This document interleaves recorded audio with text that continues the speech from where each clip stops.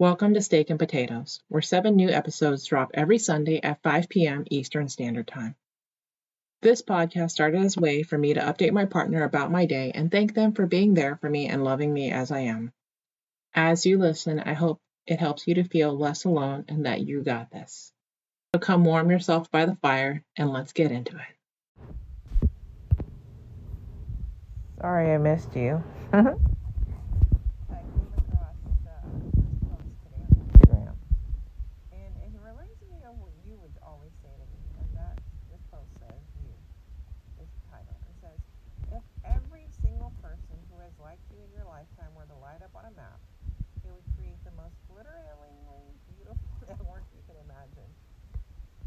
The strangers you've been kind to, the people you've made laugh or inspired along the way, and that star-bright web of you would be an impressive sight to behold. You're so much more than you think you are, and you've done so much more than you realize. You're trailing a bright pathway that you don't even know about. What a thing. What a thing indeed. And it's true, because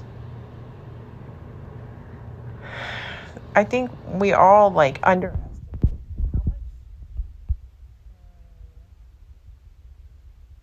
how much of an impact we make on people. For example, this poem came from this account called Donna Ashworth Words. And it looks like she wrote it. And even this little short, it's not a poem, paragraph, whatever you want to call it, it makes such an impact on people. And you never know, what the thing is that you do impacts people. When we went to go eat today, and the lady's like, I don't see the water. And it was there. And I was like, oh, here you go. It's right here. Just letting her know, because that was what she needed. I just helped her. It didn't take anything out of my day. I heard her. I listened. I was like, here you go. And we were leaving anyway. It didn't take me any more time. It didn't hold me up, me pointing out where the water was for her. You probably didn't even notice, actually. And that's okay, because you don't do things because people notice. You do things because, you do them because you do them. Because, what is this? There's this phrase that says, it has something to do with,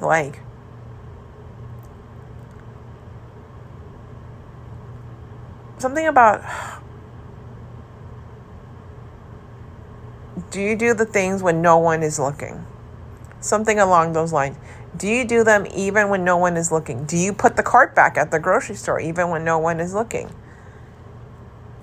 I put the cart back. There's times that I haven't, because somebody left it there for me, but at least I moved it so that others would not get the car hit. Or, for example, if you're how many times have I pulled into a spot and somebody left the cart there, and I'm like, great, so I don't pull into that spot. But I put my carts back. It doesn't take me any more time.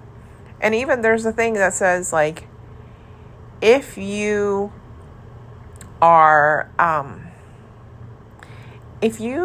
that's right. It says, let's say you leave the house and you come back and you're like, oh, I forgot my wallet. Then stay home for another minute or two, because the saying goes that your angels are trying to protect you from something. How many stories did we hear from 9/11 of all those people who weren't in the building because they forgot something that day? So it's the same thing. And God, I hope that something like that never happens again. But you never know what's big. Maybe it's something small. Maybe you missed the train because you stayed home. It doesn't always have to be something big. Maybe you missed the train that would have made you late. Just go with it and enjoy your life, and don't stress. And one of the things that I always say is that, people always say, oh, how do I know I'm on the right path? I'm on the right path. I'm always guided to the right path. The answer is that you are always, always, always, always on the right path. Because, as you know, I've said this before, there's only two paths, the right path and the wrong path. And on the wrong path, that means you took the too far of a thing and you're dead. So if you can hear my voice, you're on the right path. And people are like, oh, no. I'm like, no, because how many times in life did we look back in retrospect and look back and think, it's a good thing that didn't happen then. It's a good, whatever it is. And then you see it, but it's because you look back. But in the moment, it sounds like, oh man, I effed up. I'm on the wrong way. You are never, ever, ever on the wrong path. As always, if you can hear my voice, you're on the right path. So I just wanted to leave that thought with you for now. And I'll talk to you later. I love you. Sorry I missed you. I came across this post from mom.ma.g on Instagram, and it says, I saw parenting advice that said, when an adult cries next to a child, the child won't say, get over it. They won't yell at you to be quiet. They won't punish you for being emotional. They won't say, good adults don't cry. Instead, they will hug you, comfort you, or perhaps offer you their favorite toy. They will stay by your side without judgment, regardless of why you are crying. So the next time your child cries, remember what they'd do if they saw you cry. And I was like, man, that is such a beautiful, story. And this person wrote in the comments, one time my daughter was asking me for a cup of milk, but I was so upset at the time that I raised my voice and said, 1 second. She said, why are you mean to me?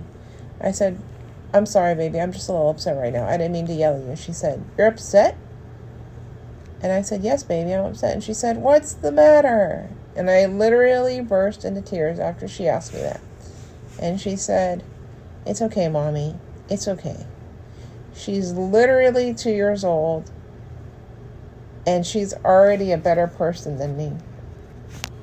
And how many times as children were there times where we had to stop crying and we self-soothe, and now we've turned into adults and we still don't want to cry because we're like, oh, it's weak or something. And for me, one of the things that I really love about you is that you get mushy and that you show your emotions and your feelings, and it's okay because why is it okay that I show my emotions, but it's not okay that you do? And that's what I want, is for us to be able to show our emotions to each other and to grow as people, as a partnership. Because if one of us is scared to show our emotions or what we're feeling, how can we grow? How can we be the best people possible and be the best partner to the other? And then when we are together, I'm not going to know what to do because I told you to be quiet. That's silly. People are going to cry, and you love and accept people for who they are as they are. So I just wanted to share that with you for now, that I love it when you get emotional. And I hope you continue to be emotional and continue to be my very mushiest potato. I love you. Sorry I missed you. I just wanted to tell you thoughts about our day. You already went to sleep, so you're sleeping next to me right now. So cute. So I won't be upset with you if you snore. But today was a good day. I'm we went to lunch at Pit Room, and I was shocked to find out that you are also a finisher when it comes to food, and that they gave us so much food that we both couldn't finish it. So that was nice. And then later on, you had to go to work for a little bit. I enjoyed my morning naps this morning, I might add, both of them. And then while you're at work, I was just hanging out. And when you came back, it was really nice because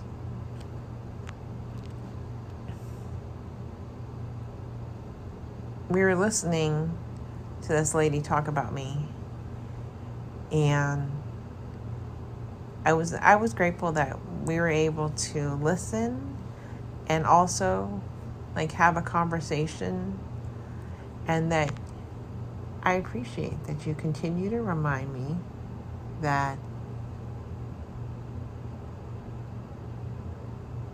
it wasn't ever my fault, and I always did the best that I could with what I had, and that what the things that I had to do growing up were not my responsibility. And I appreciate the perspective that you give me from an older, wiser point of view. Because even though I know these things in theory,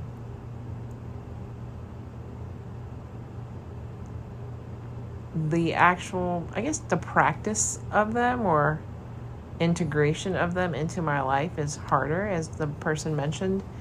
When you have negative talk from your childhood and it's programmed into you, it's literally programmed into you, so it can be a challenge to get over.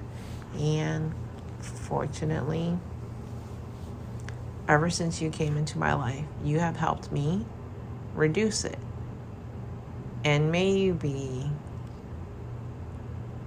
it's not all the way gone.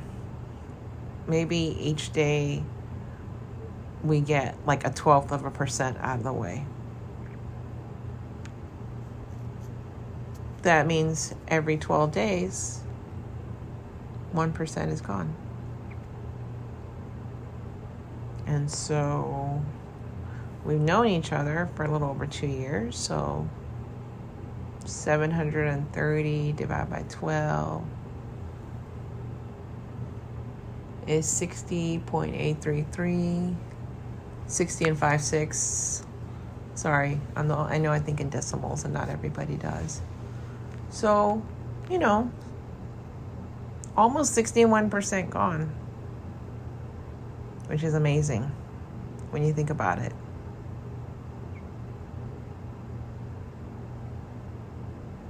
No one ever said I started with 100%, so 100. So I think I probably started with more than that, but hey, 61% gone is 61% gone. I could have added more to it, and thanks to you, we haven't. So, but being able to have conversations with you and share with you more about my life and things that you didn't know is very freeing to me, because it reminds me that you love me regardless and you accept. By the way, it was really, really, really so much appreciated and attractive when you said, I'll talk to your mom for you. I don't know what you would have said. I don't know if I want to be there for that show, but my mic with popcorn.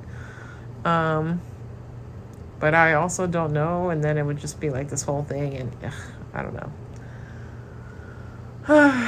And she would just say that I was twisting her words anyway, so it doesn't really matter. It's just not even worth fighting for sometimes. It's just let it go.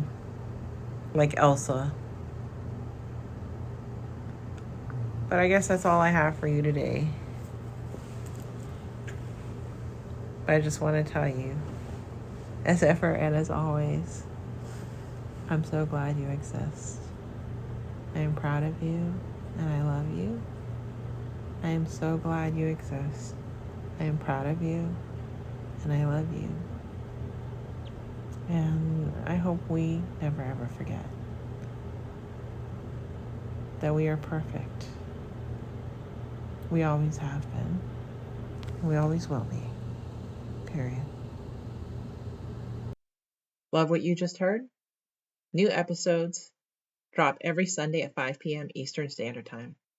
I hope this episode of Steak and Potatoes helped you to feel needed and gave you the courage to do something out of the ordinary. Share it with your friends or send me an email to steakandpotatoes@gmail.com. And to my little potatoes, don't forget to follow this podcast and come join my Steak and Potatoes community on Instagram. I'll see you next time.